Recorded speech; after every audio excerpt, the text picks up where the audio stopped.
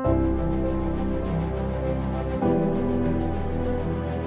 पढ़ते बाइबल में लिखा यूहन्ना 9:1 में, जाते हुए उसने एक मनुष्य को देखा जो जन्म से अंधा था।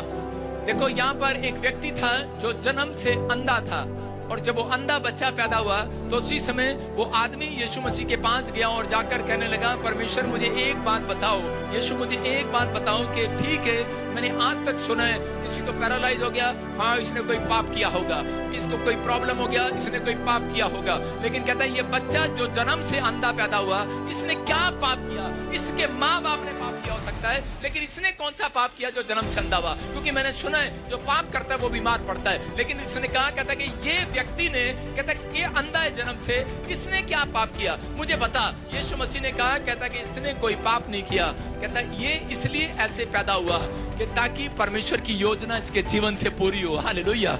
आज पवित्र आत्मा उन लोगों से बात कर रहा है। हो सकता है मसीह में आने के बाद आपको कोई ऐसी प्रॉब्लम होगी हो, मसीह में आने के बाद आपकी परिस्थितियां अब तक भी ठीक ना हो रही हो, आप बहुत प्रार्थनाएं कर रहे हो, बहुत कुछ कर रहे हो, लेकिन परमेश्वर की एक योजना है आपके जीवन से। अगर आपके हालात नहीं सुधर रहे, आपकी शादी नहीं हो रही, आपको बच्चा नहीं हो रहा, अगर मसीह में आने के बाद आपका कर्जा नहीं उतर रहा, आपके हालात बद से बदतर हो रहे हैं, आप ठीक नहीं हो रहे, तो पवित्र आत्मा कह रहा है, कहता है वेट करो। इसका मतलब परमेश्वर की कोई योजना है। जब तक आपके मोहल्ले शहर को पता नहीं लग जाता कि तुम किसी परिस्थिति में हो, कैसे हालात में हो, कितना छुपाओगे, नहीं छुपने देगा परमेश्वर।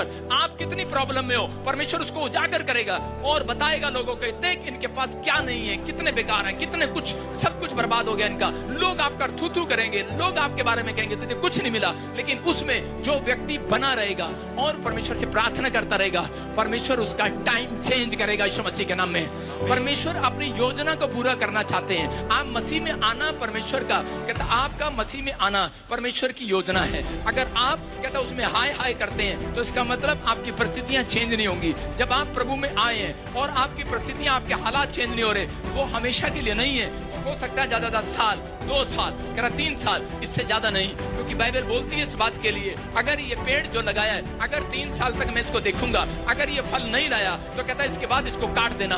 पवित्र आत्मा भी देखता है, कहता है अगर 3 साल तक भी, 1 साल, 2 साल, 3 साल, अगर कोई व्यक्ति नहीं सुधरता तो वो काट देता है उसको। अगर कोई व्यक्ति प्रभु में होकर फिर भी बना रहता है, और चाहे वो किसी भी हालात में हो, कैसी भी परिस्थिति में हो, तो परमेश्वर उसके लिए योजना तैयार करता है। आज रात परमेश्वर ने आपके लिए एक योजना तैयार की हुई है। अगर आप मसीह में हो, आपका कोई काम नहीं बन रहा, पवित्र आत्मा कह रहा, आपके लोग देख रहे हैं, आप पवित्र आत्मा एक योजना बनाएगा, आज रात एक प्लान बनाएगा और आपके हालात बदलेगा। आज रात आपके लिए एक समुद्र के 2 फाड़ करेगा, रास्ता बनाएगा, और उन्हीं लोगों के सामने, वही लोग आपके सामने, आपके गांव मोहल्ले शहर के जिन लोगों ने 3 साल में आपको देखा होगा मसीह में जाते हैं, वही कहेंगे आज रात के बाद, क्योंकि परमेश्वर की महिमा होगी उन लोगों के बीच में।